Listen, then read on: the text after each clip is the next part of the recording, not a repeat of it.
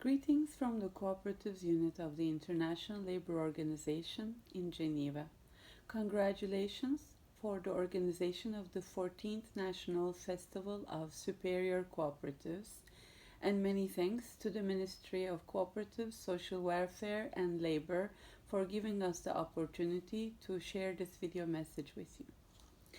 I understand that the theme of the festival this year is around cooperatives and the future of work, which could not have come at a better time.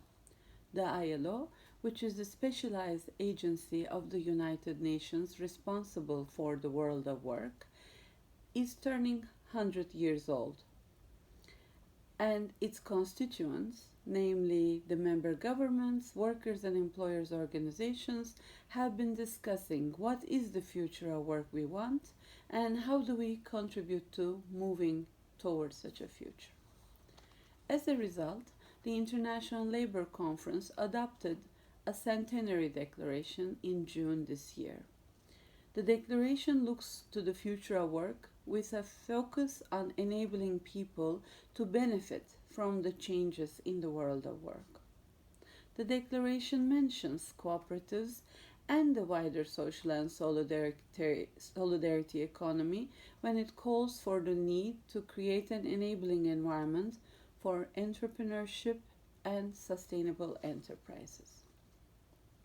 The declaration reflects on economic, demographic, environmental, and technological megatrends that are transforming the world of work. These forces of change are creating new opportunities in some cases, but also resulting in loss of jobs, deterioration in the quality of jobs in other cases, like we see in the gig economy and the platform economy. The declaration mentions the need for innovative solutions to generating decent work, productive employment, and improved living standards for all in the face of these changes.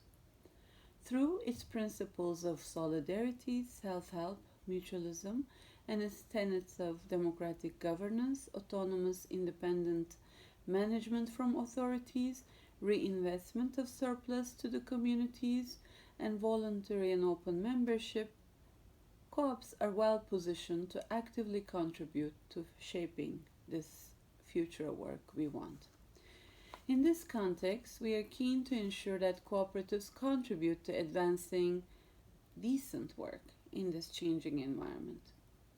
I would like to share a few examples on the cooperative responses to the changes in the world of work that is happening in different countries around the world for informing your deliberations. Economic crises. These result in enterprise failures. When faced with the prospect of losing jobs due to enterprise failures during such crises and subsequent transition, workers in firms with the economic potential can buy out and transform the firms into worker-owned enterprises. A move towards a worker cooperative could also be due to the retirement of aging owners, where there is no clear plan for the future of the enterprise. We also see workers laid off from public sector under austerity measures setting up their cooperatives. Aging populations in some countries and entrance of young generations to the labor markets in others require responses that cater care services to the former and new jobs to the latter. Each year, close to 40 million people enter the labor market. Cooperatives can help young people to find work and gain work experience. They can offer opportunities for professional and vocational training. The collaborative approach of working together, sharing risks and responsibilities in cooperatives can also be appealing to young people. There is evidence from around the world that unemployed youth are setting up cooperatives in facilitating their entry to the labor market. Cooperatives play a complementary role to local and national governments in developing and providing improved care services in child care, aging, and disability care. care cooperatives are emerging around the world for provision of care for children, but also elderly and people with disabilities. These often bring together parents, workers, and local governments together in multi-stakeholder cooperative platforms toward addressing care needs more efficiently. Our research at the ILO shows, compared to other ownership models, cooperatives tend to provide better and fairer wages and benefits to workers, most of whom are women in care cooperatives. And care solutions, of course, are critical elements to women's labor force participation around the world. Related to this is also the issue of women's unemployment rates, which remain high and higher than men's around the world, with persisting gender wage gaps across sectors. As the data in Iran also shows, women's participation in cooperatives is often higher than in the overall labor market. The notion of women-led cooperatives or women-only membership cooperatives exists also. Women opt to come together through co-ops to improve livelihoods and enhance access to goods, markets, services, and improve collective voice and negotiation power.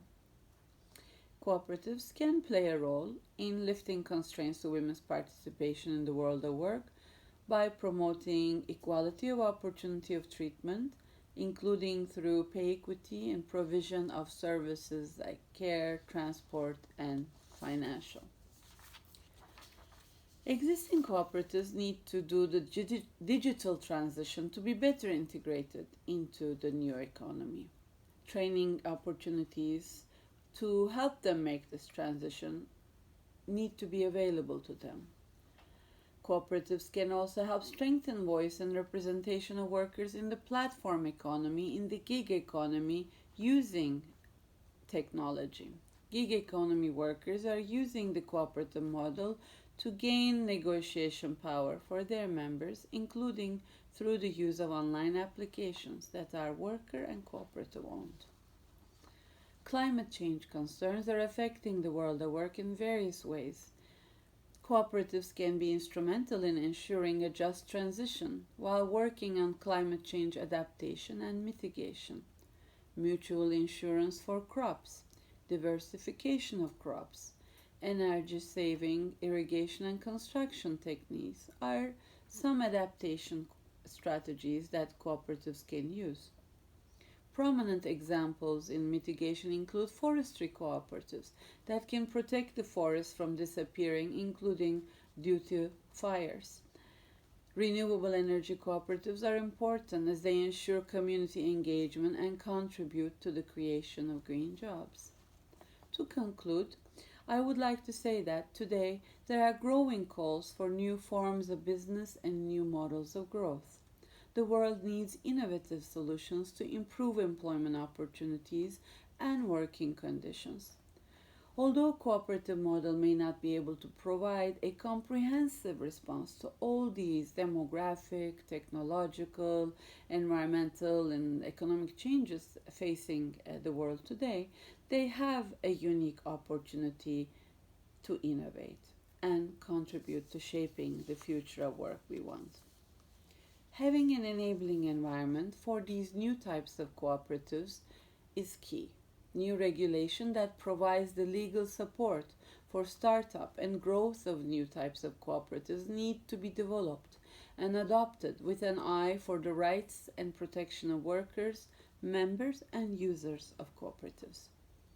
Financial tools and intermediaries that are best suited to support the expansion and replication of good cooperative practices also are needed.